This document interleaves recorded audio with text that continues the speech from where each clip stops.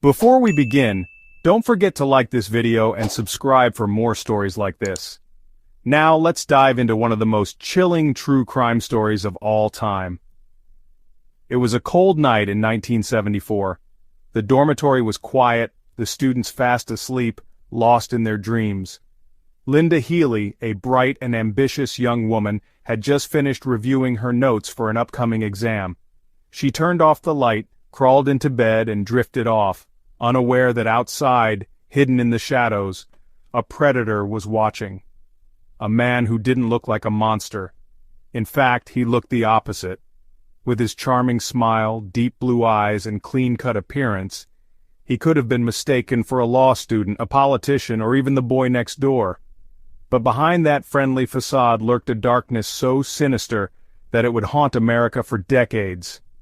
His name was Ted Bundy, and he was about to begin a reign of terror unlike anything the country had ever seen.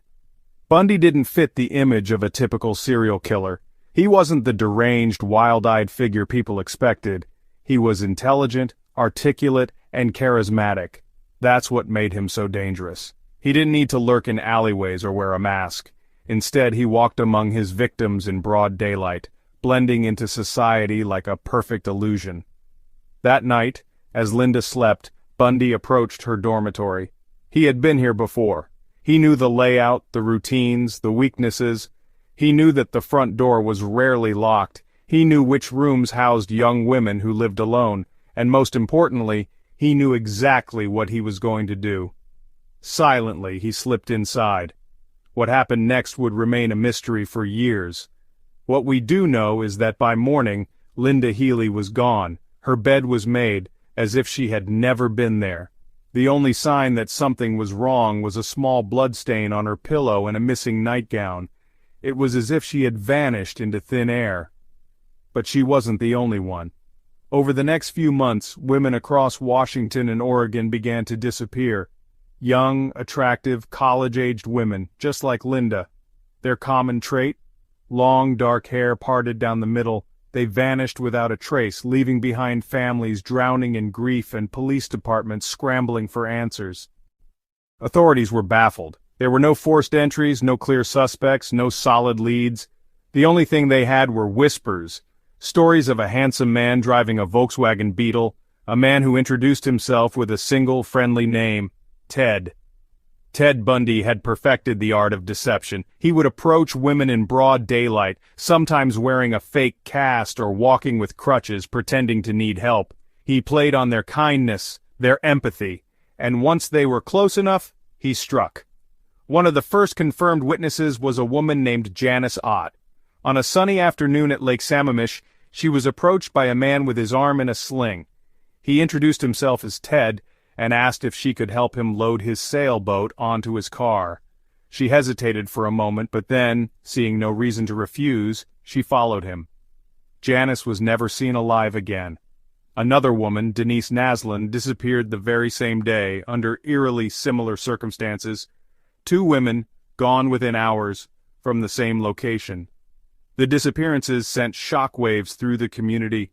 Women began to travel in pairs, refusing to go anywhere alone. Yet Bundy's confidence only grew. By now the authorities were piecing together a chilling pattern. A man named Ted, driving a Volkswagen Beetle, approaching young women in distress. But without any real evidence, they were left chasing shadows. Then, in August of 1975, Bundy made his first big mistake. A Utah Highway Patrol officer noticed a suspicious Volkswagen Beetle parked in a darkened area. When he approached, the driver attempted to flee, but was quickly apprehended. Inside the car, the officer found a ski mask, handcuffs, a crowbar, and other tools. Tools designed not to fix a car, but to restrain a victim. Bundy was arrested, but even in custody, he remained calm, polite, almost amused by the whole situation. When questioned, he claimed the items in his car were simply tools for skiing. But the police weren't buying it. Investigators began digging into his past, and what they uncovered was terrifying. Ted Bundy wasn't just a suspect. He was the missing piece in a horrifying puzzle. And soon, the world would know just how deep his evil ran. But this was only the beginning. As police dug deeper into Ted Bundy's past, the picture became clearer, and far more disturbing. They traced his movements, looking into his history, his relationships, his habits. What they found was a man who had lived a double life. By day he was a charming, aspiring law student. He had friends, he had a girlfriend. He even worked at a crisis hotline where he helped people in distress. Imagine that, a man who spent his nights hunting innocent women, yet during the day, he was the voice on the other end of the line, reassuring callers that everything would be okay. It was the ultimate disguise. But Bundy wasn't just hiding in plain sight. He was toying with everyone around him. Even when the police had him in custody, even when suspicion was mounting, he remained confident. He knew he was smarter than them. For a while it seemed like he was right. Despite the evidence found in his car, the ski mask, the handcuffs, the crowbar, it wasn't enough to convict him of murder. Instead, he was charged with attempted kidnapping after a woman named Carol Durant identified him as the man who had tried to abduct her in broad daylight. Carol had been one of the lucky ones. She had fought back. She had managed to escape. Bundy was sentenced to prison, but he wasn't about to stay there for long. No, Ted Bundy had a plan. And soon, he would pull off one of the most daring prison escapes in history. It was 1977, and Bundy was being held in Colorado, awaiting trial for the murder of Karen Campbell, one of his many victims. He had already been caught once, but he refused to let that happen again. He was patient, calculating. Then one night he saw his chance. Bundy had managed to lose weight while in prison, enough that he could fit through a tiny opening in the ceiling of his cell. When the guards weren't looking, he crawled through the ductwork and made his way up to the roof. And then he simply walked out.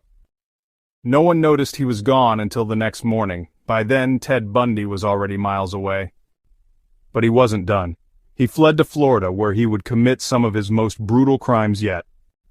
January 15th, 1978. It was just past 3 a.m. when Bundy slipped into the Chi Omega sorority house at Florida State University. The house was quiet, the students asleep. He moved quickly, methodically.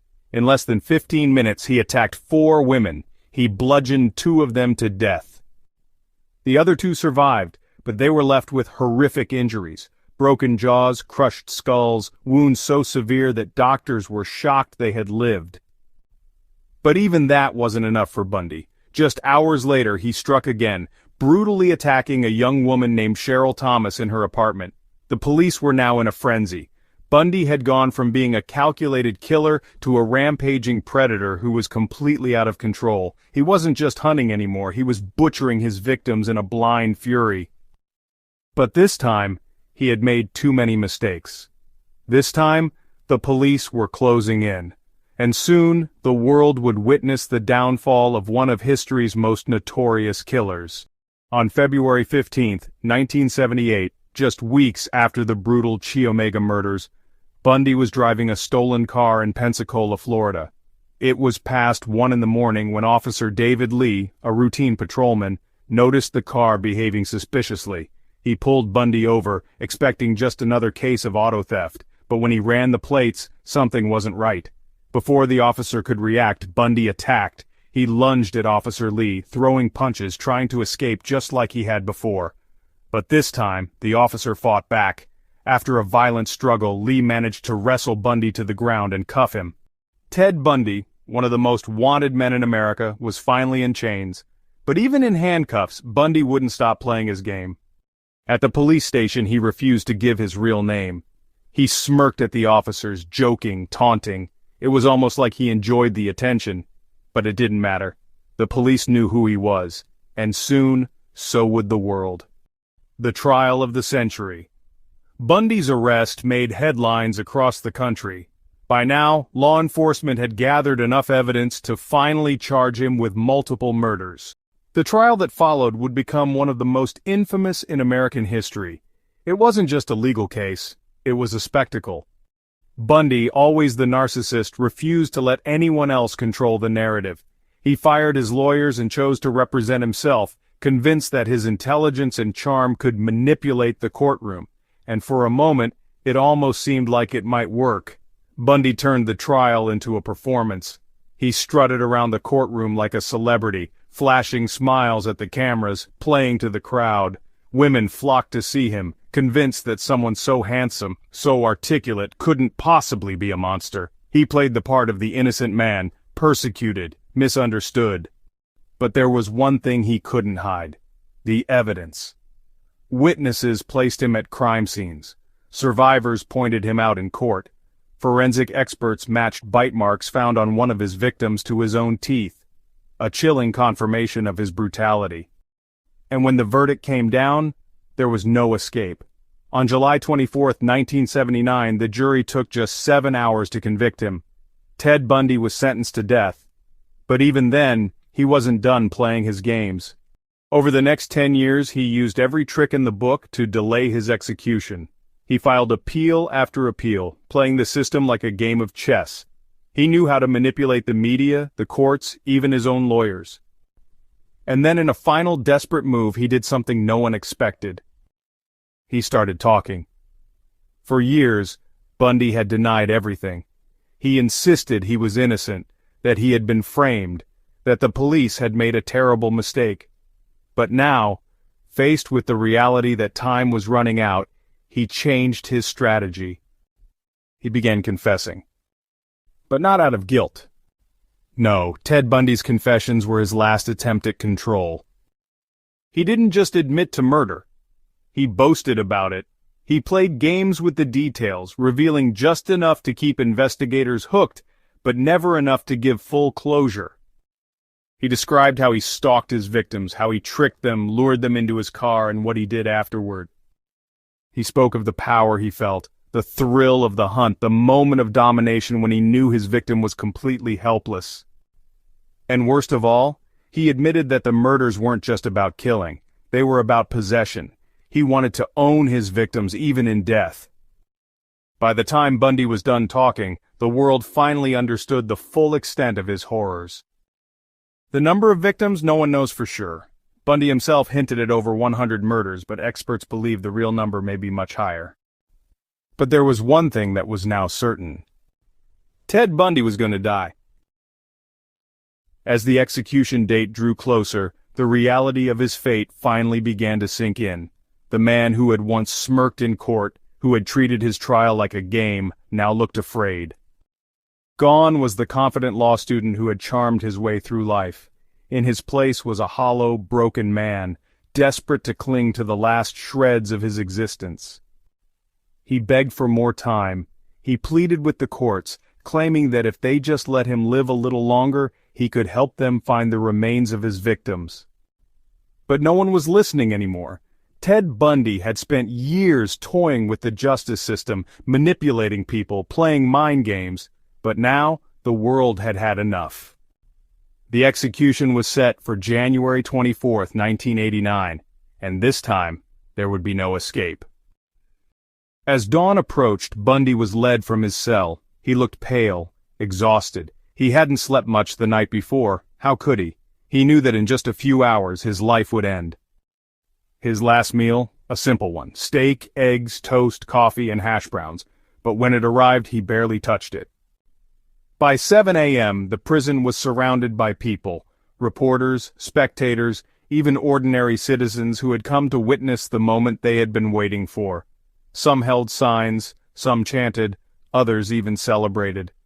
There was no sympathy left for Ted Bundy. He was led into the execution chamber, his hands shackled. The electric chair, known as Old Sparky, stood waiting for him. He was strapped in. Electrodes were placed on his body. The room fell silent. Then, in a calm voice, the warden asked, "Warden, VO, do you have any final words?" For a moment Bundy hesitated. Then he whispered something, his voice barely audible. "Ted Bundy, VO, I'd like to give my love to my family and friends." It was a strange final statement. No apology, no remorse, just a final attempt at appearing human. But the world knew what he was. The switch was flipped. A massive surge of electricity tore through Bundy's body. His hands clenched into fists. His body stiffened. Smoke rose from his leg. Then, nothing. At 7:16 a.m., Ted Bundy was pronounced dead. The monster was gone. But his story wasn't over. As the news of Ted Bundy's execution spread, the reaction was overwhelming. Across the country, people cheered. Crowds outside the prison celebrated, some even setting off fireworks. For the families of his victims, it was the end of a nightmare. For years they had lived in the shadow of his crimes, haunted by the faces of their lost daughters, sisters, and friends. Now, at last, they could breathe again. The man who had stolen so many lives had finally paid the price. But while Bundy's life had ended, his legacy of terror had just begun.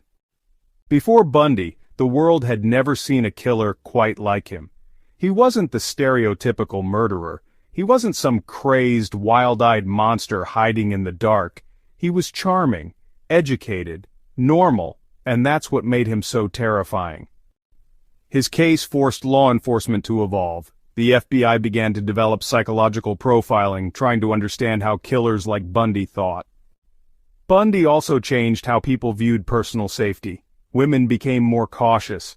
They learned to be wary of strangers, even the ones who seemed polite, attractive, and trustworthy.